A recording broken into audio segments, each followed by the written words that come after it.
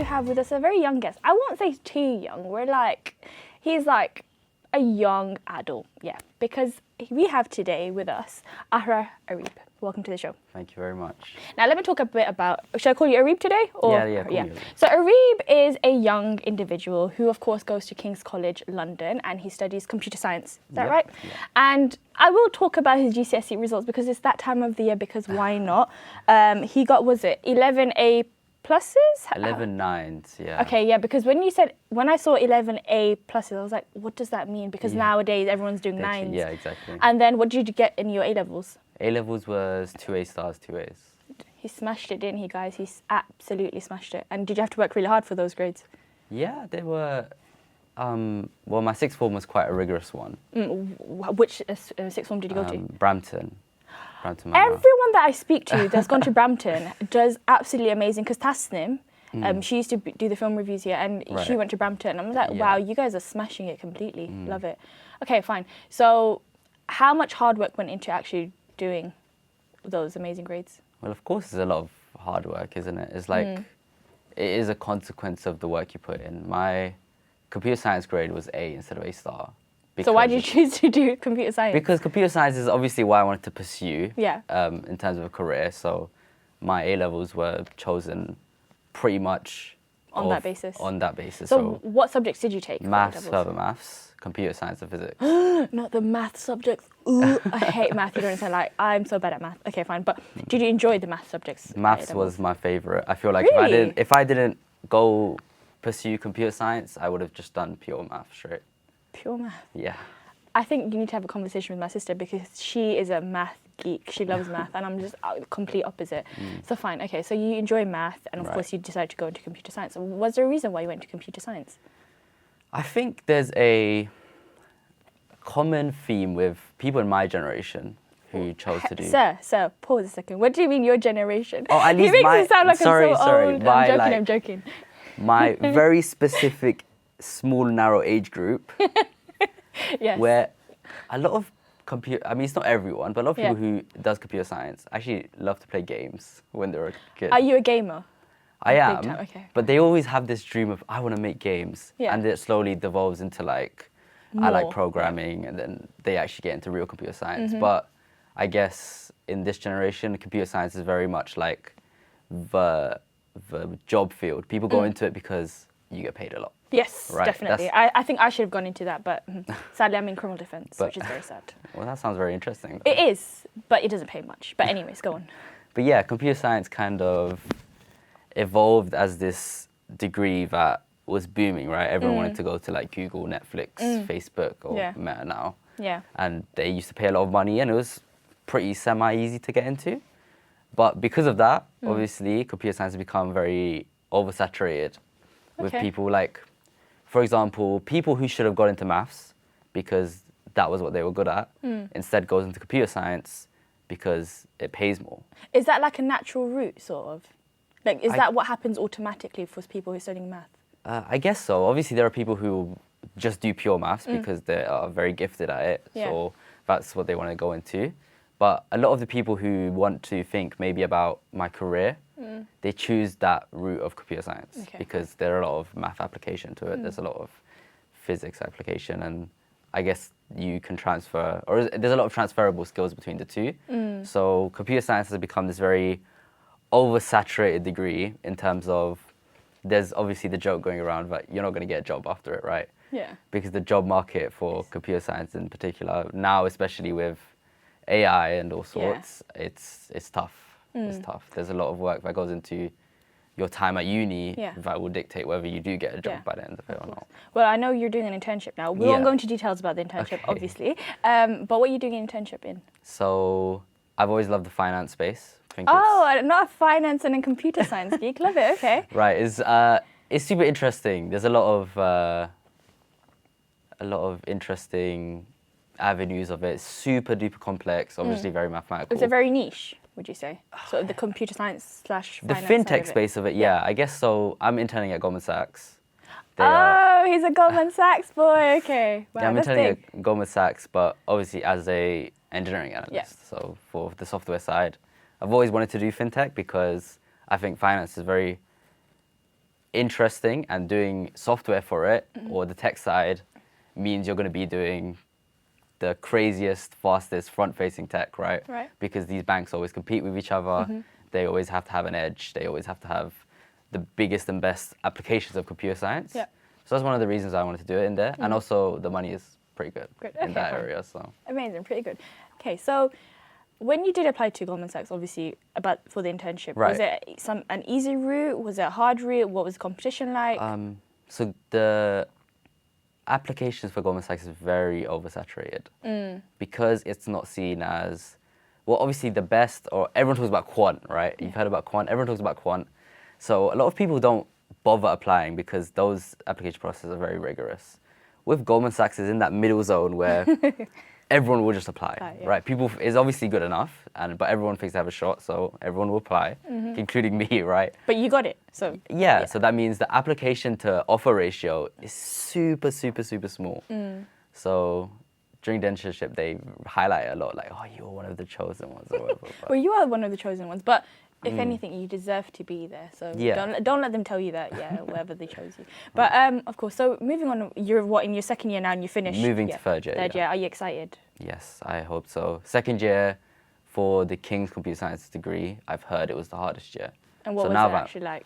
It was not bad. There was a lot of coursework. Oh, he's a smarty pants. He just knows all his stuff. No, there was one module, operating systems, which was like definitely by far the hardest module on the course so far. It was like they expected you to go beyond just the syllabus. They expected you to know a lot, and so there was a lot of time and effort went into just that specifically. Do you have to sometimes do research outside of, so for instance, like the syllabus itself, and then add that to your exams? Yeah, obviously they have their lectures and their notes and whatever, but it was all based on this one book called OSTEP, which is just, a operating system book.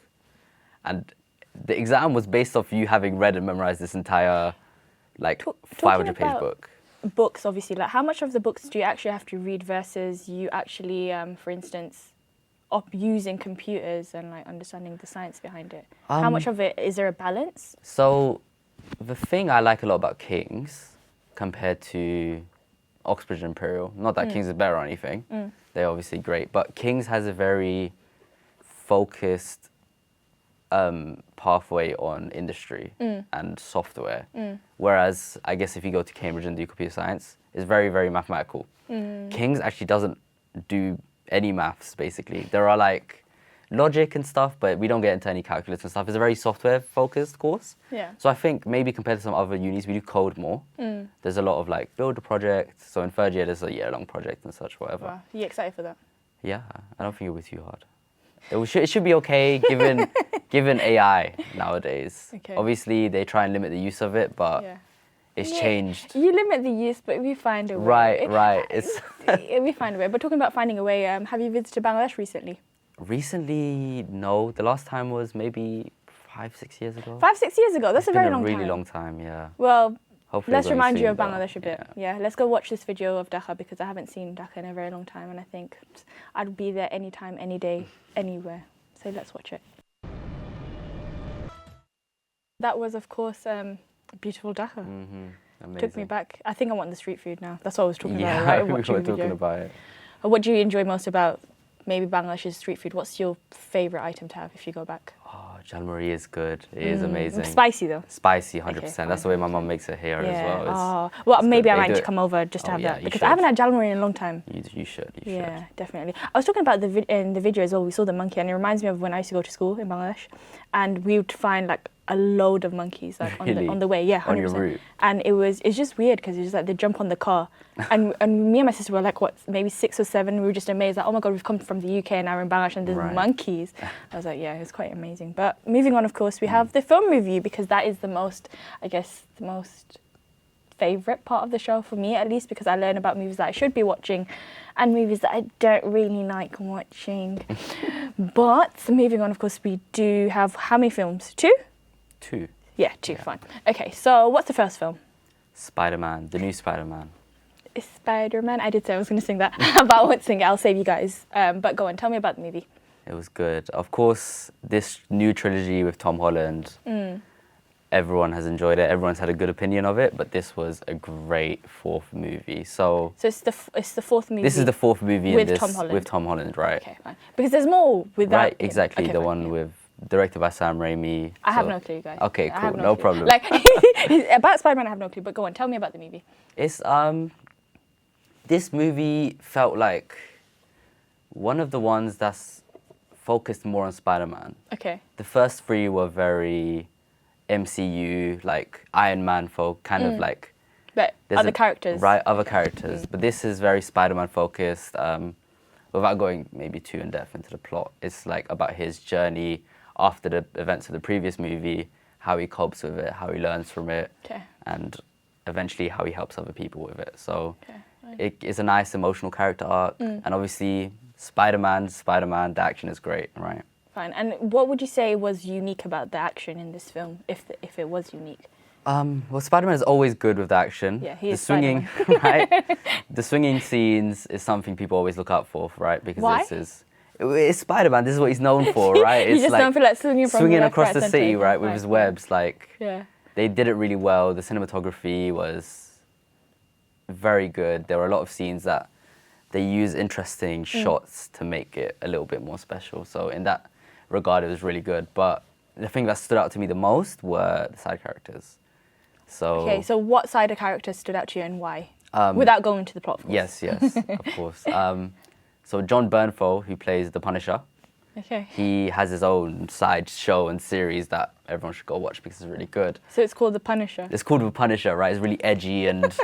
But that's the point of his character. I love his name. Right, right. That's the point of his character is he's super gothic, emo, edgy, but he's a hardened criminal. And that, no, he's not a criminal. Sorry, he's a vigilante. I'll definitely be watching that then. But he adds a good gag to the show. Okay. In the fact that he's with this really bubbly, you know, an enthusiastic and energetic teenager, and he's like a hardened 35-year-old man, right? Interesting. When you say with, as in, do you mean in a relationship? No. I was gonna say, that's very. They're both like. That's very criminal behavior.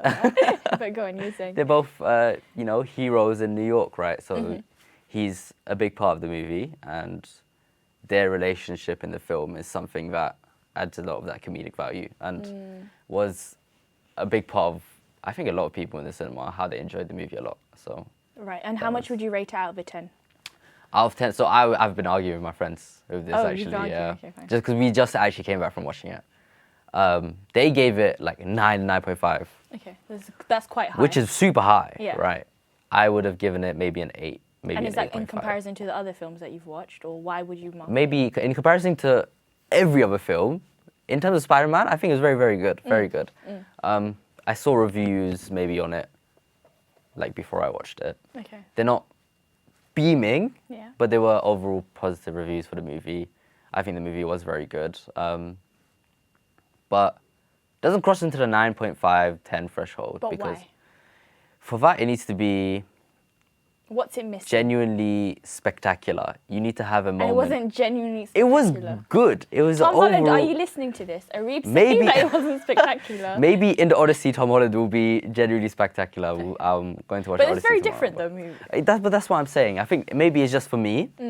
But for me, action movies find it very difficult to cross into that threshold of 9.5, 10, where it's really about the, like, you've presented to me something that is genuinely out of this world, something that makes you feel a lot of emotion, something that, like, has an insane emotional plot line and story arc.